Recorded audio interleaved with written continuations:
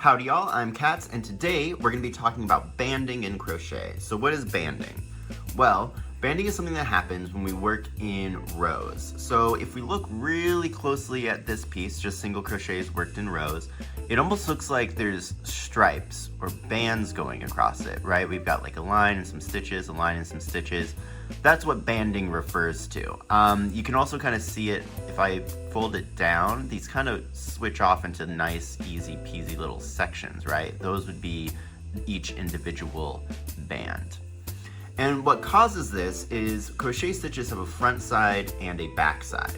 And when we're working in rows, we crochet along, so we have the front side facing us, we chain one, and then we turn, and then we crochet along again, which means now we have the right side facing us again, but the row we worked previously has the wrong side facing us. So what we're doing is we're alternating the fronts and the backs of these stitches as we go up, which is what creates this banding effect. It's a little bit easier to see if we compare this to what it looks like when we work in rounds, right? Because when we work in rounds, we're making all of our stitches in the same direction, so we always have the right side of the stitch facing us, which creates a pattern, a stitch pattern, where we have like all of our X's and it all looks completely uniform on this side. And when I flip it to the other side, it looks all completely uniform as well. I don't know what letter that kind of looks like, sound off in the comments. But no banding, and that's because we're not alternating our stitch faces. Now banding, the aesthetic of it is kind of one of the hallmarks of crochet, but you don't always necessarily want to have banding in your work for aesthetic reasons, and sometimes it can really upset when you're doing tapestry work or like a lot of color change work. So I'm gonna show you 3 different methods on how to stop your flat pieces or your row pieces from having the banding effect on it, and then at the end we'll kind of have a discussion, compare and contrast. You know the drill, it's what we do here on the channel. So let's get going. Okay, so this first method is a little bit tricky, you'll see why. But essentially the main problem that causes that banding effect is turning our work. So if we just don't turn our work, then we shouldn't get that banding effect. And this is one of the methods that we can use to not turn our work. And what we're gonna do is we're just gonna work our next row with our non-dominant hand. Now, I'm not ambidextrous. I don't think most people are ambidextrous. So I'm gonna show you a way to do this that's a little bit easier. It is still gonna feel awkward, but it isn't gonna be as crazy as learning completely new motor skills. So all I'm doing is I'm flipping my hook around, and I'm gonna keep my working yarn in the hand that I normally hold it in. I find that controlling the tension on the yarn is a lot, in the hand you don't normally use, is a lot harder than learning how to use the hook all over again. Don't get me wrong, using the hook is still gonna be difficult, but I just feel like the tension is a finer motor skill. So I'm just gonna do this as regular crochets again. So I'm just gonna go into that first bump, and the goal here is we're gonna just keep the hook stationary, right? And we're gonna use our other hand as an assistant. So I'm just gonna take that yarn, loop it over, pull through my loop, take that yarn, loop it over, pull through 2. And you see that? And that's how I'm gonna go about doing all these stitches. So I'm gonna put my hook through, use my hand to yarn over, and almost turn this into like, this is what knitting people do, right? I'm sure it's like a little bit more elegant. So we'll go into discussions in general, but if you are ambidextrous, just, crochet as normal when you go and do this opposite round. And like I said, what we're doing is we're making it so that our front stitches are still facing the same way as we go around it, or rather our stitches, the fronts of our stitches are still facing the same way as we go around it. To be completely transparent, I'm not good at this. I find that like keeping the tensions kind of tricky. It does get easier when you're just like not moving the hook and using your hands literally to do everything. But as you can see, it's kind of slow go. I think you guys get the point, but I'm still just gonna finish this off so you can enjoy watching me struggle. But yeah, again, don't move the hook, right? Because if you're not ambidextrous, we want to eliminate as many moving parts as possible. So stationary hook, all we're doing is we're using our other hand to kind of pull the yarn out to where we need it. Whoop. Okay, almost done. And as you do this, it does become a little bit easier, but I still find it to be very difficult. But this is the perfect opportunity to take the time to learn how to become ambidextrous, you know? I always thought that I wanted to do that as a kid, and I had no idea how much of a benefit it probably would have been for me in the future. But there we go. So then when you would go to your next round, you would just flip the hook back under and we would just start crocheting again, you know? So super, super easy in theory, but kind of a hard in practice method to do. All right, so let's go and look at method number 2, which is gonna be a little bit easier. All right, so I'm sure you can tell, but the second method, we cut our yarn for each row and use separate strands. Now, it's pretty self-explanatory. I am gonna show you, there are a couple things you need to know when you do this method just to make sure that everything is strong and secure. But otherwise, it's exactly what you think it is.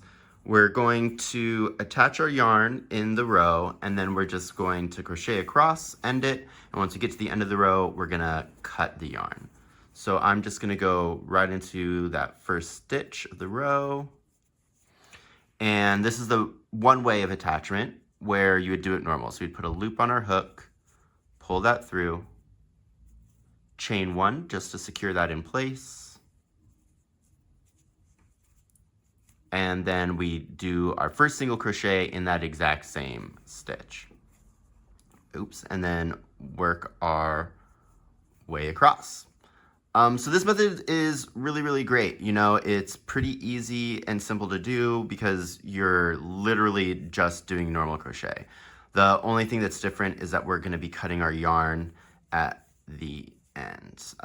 Don't have to learn how to be left-handed here. Everything is as smooth as usual, except my yarn's getting tangled up in these ends. But, you know, besides that, that's something I can deal with. Getting a hand cramp is a little bit harder. All right, so we're coming up at the end here. Now, because we're cutting our yarn, we really do need to make sure that our yarn is secure at the end. So what you're gonna wanna do is you're gonna wanna just chain 1 to finish off whatever row. Now, if this is gonna be for a blanket or a garment, something that's gonna be heavily used, I would chain 2 instead, and then go ahead and cut it, and then you'll just cinch those chains down so it won't be too visible. So I got those chains, and I'm just gonna pull that real tight and even use my fingers just to push that down. So if we look really close here, this is a chain 2 1, and this is a chain 1 1. And it's the only difference is that tiny little knot up at the top, but that's what we want for like heavily used pieces. Now, this back part isn't going to be as secure. Like if I wanted to, let me grab my needle real quick. I could like pull and work this out. So normally what you would do if you're gonna be doing that kind of attachment method is once you're done with your piece or whenever, you're gonna wanna go back into just like the side of this stitch and just do a quick little chain 1 with this just to kind of lock it into place. Oh, maybe. Whoa, oh gosh. Where are we? There we go. Yeah, just a quick little chain 1 just to make sure that that's locked into place on the other side, and you would go around and do that through all those stitches. Now, there is a way that we can make it a little bit easier and skip having to go back and do chains on all those, and that is by starting with a chain. So if you've never heard of this, this is called a standing stitch. You can see them as standing singles, standing half doubles, standing whatever. And what we're gonna do is we're gonna make a slip knot and put the slip knot on our hook as if we were gonna be starting just like a regular chain. So I got my slip knot, I got it on my hook, I'm gonna tighten it down, And this is essentially going to become the first like pull through loop that we would normally have for our attachment. So I'm going to go into the stitch just like I normally would. I'm going to load up my yarn. But that slip knot loop is going to be that first pull through that I normally would do. So I'm just going to yarn over, pull through, and that would be my second one. And then just yarn over, pull through 2. No chain required. And then I'll work my way across again. And let me just show you this real quick. So that has made a stitch that looks pretty much like all the other stitches, but it's already secured in the back. That can't really go anywhere unless that slip knot comes on, or that slip knot comes undone, but that's going to be a lot harder to do than when we just go in there and pull up a loop. And that's the other attachment method. This way of avoiding banding, way simpler than the other one. And that standing stitch is kind of just a good thing to have in your arsenal for other projects too. It kind of eliminates some of the bumping that you get from starting with an extra chain stitch, and it really just lets you get a nice strong stitch at the end that you don't have to really worry about. Okay. So yep, method number 2, we cut our yarn and reattach in every row, and we get something that's nice, no banding whatsoever. All right, so let's take a quick break, and I will see you for method number 3. Okay, so this third way takes a different approach to solve the banding problem. So remember, there's 2 factors that go into banding, right? It's how our stitches have 2 different sides, and the fact that we're turning our work. So how about instead, like for this method, instead of not turning our work, we're just going to change what side of the stitch is facing us. Now, this is something that I discovered by hearing it as an off comment that somebody made. I don't really exactly remember where, but they're just like, oh yeah, you just do your stitch in reverse and then you don't have to worry about the banding. And I was like, oh, cool. So I look up how to do reverse stitches and there's literally nothing out there. So after some experimentation, I have figured it out and am here to enlighten all of you people and the internet at large, because for some reason this just is not written about anywhere. So finish my normal row, and I'm gonna chain 1 and turn like normal. Now, I'm gonna do a single crochet, but I'm gonna do it in reverse, so that like the front is facing where it should be, that side, and I've got the wrong side facing me. And this is kind of like a mind warp to get around, but you'll eventually get it. So what we're gonna do is we're gonna enter our stitch from the back here. So I'm gonna go into this stitch like that. Then I'm gonna do just a regular crochet. So I'm gonna yarn over, pull up a loop, and then I'm gonna yarn over, pull through both loops. And that's my stitch, and I've made it backwards essentially. So the front's facing that way. Now there's a couple of things that we need to keep in mind. So when we're gonna go in to our next stitch, we wanna make sure that our working yarn is in front of our hook. So I'm bringing it in front of my hook when I go into that stitch, and then I'm pulling up my loop, and then I'm pulling up my loop. So nothing's really getting twisted around except for that last stitch. Let me show you what I mean by that last stitch twist. So I'm going in, I'm pulling up a loop, and you'll notice here when I go and grab it, I'm pulling kind of in between these stitches, right? Like that. Do you see that? Do you see how I'm going in between my working yarn and that loop? And that's what's causing that kind of like twisting back thing that all these back stitches has. So that's fine.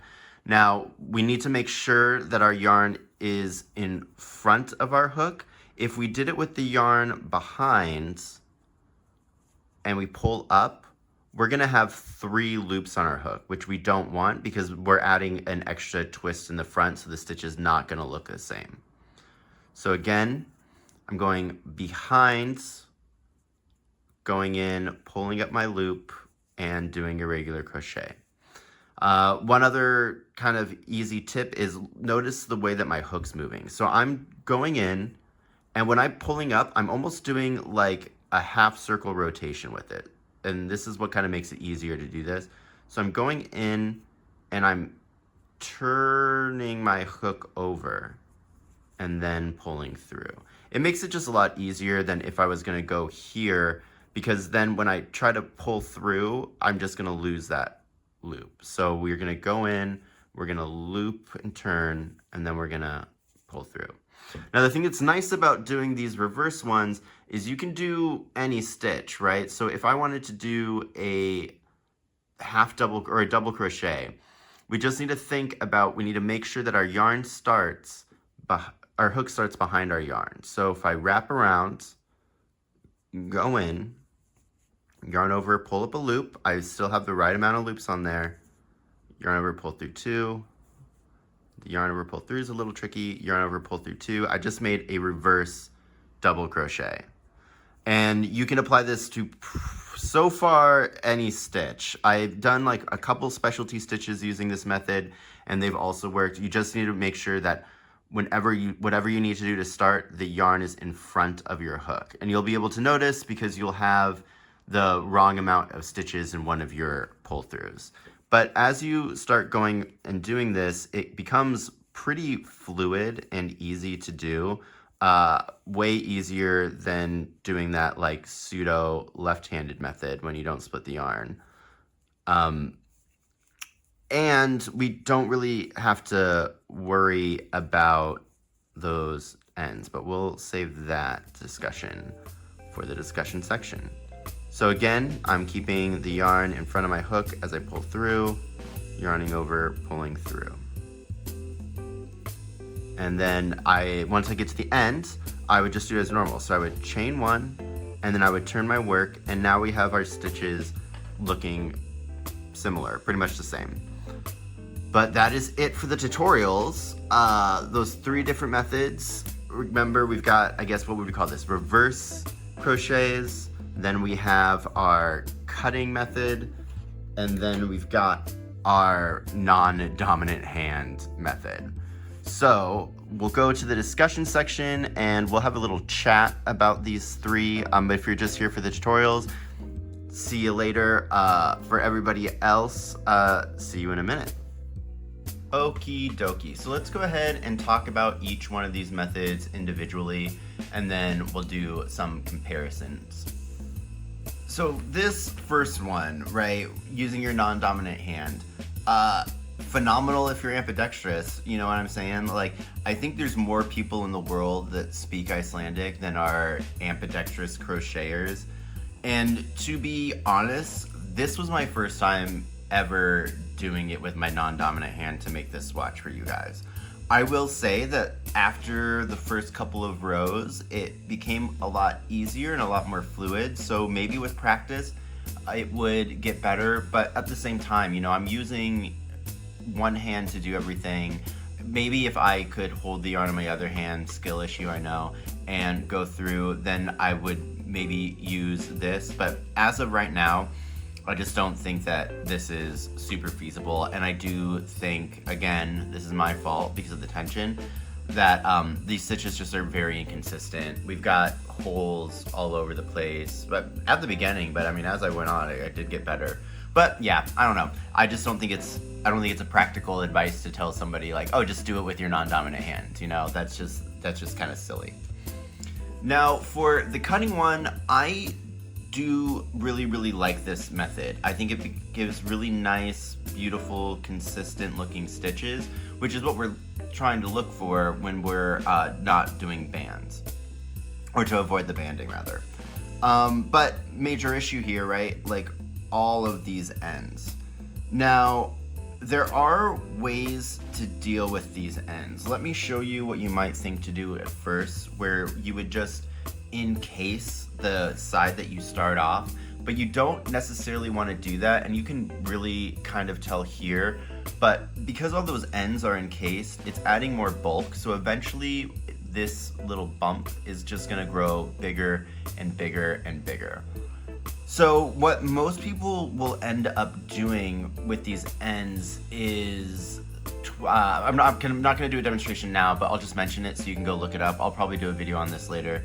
But you can do like a twisted fringe. So you would sometimes add more yarn and you would just twist these together, and then it becomes like a cute little like twisted tail for like the ends of scarves or even blankets. Then the other method, because you'll see this a lot with tapestries, so what you'll do is you'll just make a thing called a double border, where you build a border on each side of this and then bring those two pieces together at the end so that all of these ends get like encased or enveloped within the border. Again, look it up. There's a whole bunch of tutorials on it. I'll do one of them one day. The other thing I want to mention about this way is those two attachment methods. So down here, I did them all with those standing crochets, and over here, I did them all with just attaching the yarn like normal, just pulling up a loop. Now, you can kind of see with the standing crochet, we get these little gaps here. If you were going to be doing a double border, that's actually helpful because the first step of doing a double border is actually slip stitching in between each row. If you're not doing a double border, a little less helpful. I like to just attach it like normal because if I need to go in and chain them up, that's really nice. It's easy to do it when it's like this, and I kind of like that how they're kind of positioned to the back, so if I do decide to weave in all of those ends, it looks a lot nicer than if I have to weave in these because we're gonna have those little bars showing. Does that make sense? But yeah, overall though, this method I think produces the most beautiful result, you know, the most consistent result, but it's just those ends, dude. You know, we don't like working in ends when people do granny squares, and this is a lot, you know. But that final method, the reverse stitch, is probably ultimately my favorite. It's nice because it works with any stitch, right? You just have to kind of be a little bit more mindful about your yarn placement. And again, trying to find anything written about this was crazy. So the offhanded comment was from shout out to what's it called? Complicated Knots, another phenomenal crochet YouTuber. But she just in one of her videos was like, oh yeah, I hate banding, so I did a reverse stitch and blah blah. I'm like, okay, cool, let me go look up that reverse stitch. Couldn't find anything anywhere. Glad I figured it out. But yeah, super versatile, works with pretty much any stitch you're going to do. But one thing that you will notice is even though all those stitches are facing the same way, they still look slightly different, right? Like if I compare it to my cutting one, these stitches all look the same. This one looks different, but what's going on here? And what's happening is not only do our crochet stitches have like a front face and a back face, but they also have like a lean to them because of the tension. And so when we're working one way, all of our stitches are gonna lean one way, and then when we work the other way, they're gonna lean the opposite way. You can see this again when you work in rounds, right? So this is just laid flat, folded in half, but we can see all the stitches are leaning and like kind of migrating to the, the right. And that's because of the tension of the way the crochet stitches are built. Now, the reason that we don't have that leaning here is because there's no consistent tension pulling all the stitches in the same way because we're cutting for each row. What's going on with this reverse stitch one is because we're doing it in that opposite direction, we're constantly switching over which way the stitch is leaning, which is then causing the stitches to look different. So that's kind of the trade-off that we're getting. If you were perfect at being ambidextrous, you would still get an effect like this. In fact, let's look at this, even though it's not the best. These stitch patterns are pretty much exactly the same. Again, it's having that lean. This one is just more consistent because I'm not ambidextrous, as previously stated. So what does that mean for our crochet methods? I would say that I would either do this cut method or the reverse stitch method.